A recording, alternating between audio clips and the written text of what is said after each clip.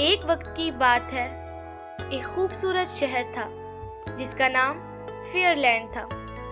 اس شہر میں سب خوش تھے اور ہوا میں خوشبودار پھولوں کی خوشبو بکھری ہوئی تھی۔ فیئر لینڈ کے قریب ایک جادوئی اکیڈمی تھی جہاں خاص بچے اپنے یونیکارن کی تربیت کرتے تھے۔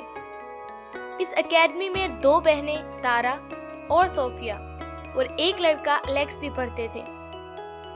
تارا ایک خوبصورت اور بہادر لڑکی تھی۔ اس کے چہرے پر ایک خاص چمک تھی اور اس کا جادوئی یونیکارن مستی تھا۔ مستی ایک دلکش نیلا یونیکارن تھا جس کی پیشانی پر چمکدار یاقوتی سینگ تھا۔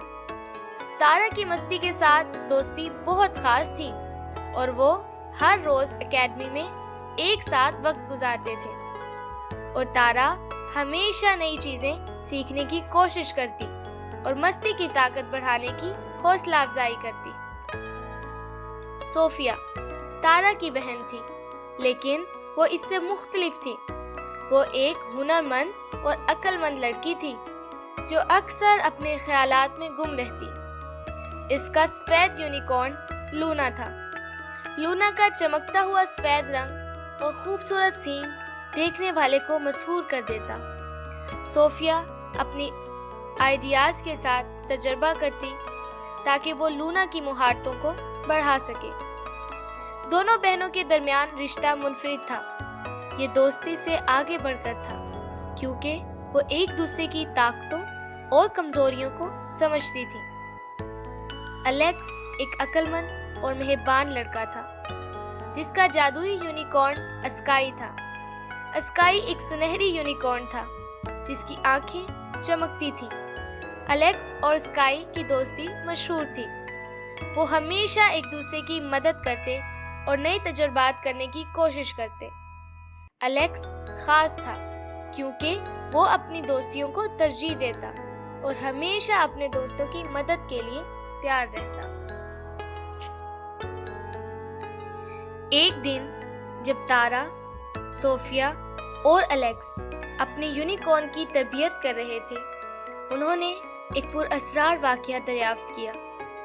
اکیڈمی کے اندر انہوں نے ایک جادوئی کتاب دیکھی جو ایک جادوئی جھیل کے بارے میں بتاتی تھی۔ کہا جاتا تھا کہ اس جھیل میں طاقتور جادو ہے جو ہر یونیکارن کو اور بھی طاقتور بنا سکتا ہے۔ تارا، صوفیہ اور الیکس نے فیصلہ کیا کہ وہ اس جھیل کی تلاش کریں گے۔ وہ اپنے یونیکارنز پر سوار ہو کر جھیل کی تلاش میں نکل پڑے۔ راستے میں انہیں کئی مشکلات کا سامنا کرنا پڑا۔ جنگل کی گہرائی میں وہ ایک خوفناک ڈریگن کے سامنے آئے۔ ڈریگن لمبا اور خوفناک تھا جس کی آنکھیں سرخ اور دانت چمکدار تھے۔ تارا نے مستی کی مدد سے ڈریگن کو چالاکی سے دھوکہ دینے کی کوشش کی، جبکہ صوفیہ نے لونا کا استعمال کرتے ہوئے روشنی پھیلائی تاکہ وہ صحیح راستہ دیکھ سکے۔ الیکس نے اسکائی کے ساتھ ایک جادوئی روشنی بنائی جو ان کے راستے کو روشن کر رہی تھی۔ تینوں دوست اپنی تلاش جاری رکھتے رہے اور آخر کار وہ ایک جادوئی جھیل تک پہنچ گئے۔ جب وہ جھیل کے کنارے پہنچے تو انہوں نے دیکھا کہ اس کی سطح پر ایک چمکدار روشنی پھیل رہی ہے۔ وہ حیرت زدہ رہ گئے کیونکہ انہوں نے اس سے پہلے ایسی خوبصورت منظر نہیں دیکھا تھا۔ پانی بالکل صاف تھا اور جب وہ قریب پہنچے تو جھیل سے ایک جادوئی چمک نکل رہی تھی۔ وہ کنارے پر بیٹھ گئے اور اپنے یونیکارنز کو پانی میں جھکایا تاکہ وہ اسے پئیں۔ اچانک ایک جادوئی روح ان کے سامنے ظاہر ہوئی۔ روح نے کہا، آپ کو یہاں آنا تھا تاکہ آپ اپنی طاقتوں کو بڑھا سکیں۔ آپ کے یونیکارنز کی طاقت آپ کی دوستی کی طاقت پر منحصر ہے۔ روح نے وضاحت کی کہ وہ ہر ایک کی طاقت کا اندازہ لگائے گی اور انہیں خاص جادو عطا کرے گی۔ تارا، صوفیہ اور الیکس نے اپنی دوستی کی طاقت کا مظاہرہ کیا۔ ان کی گہری محبت اور دوستی نے روح کو متاثر کیا۔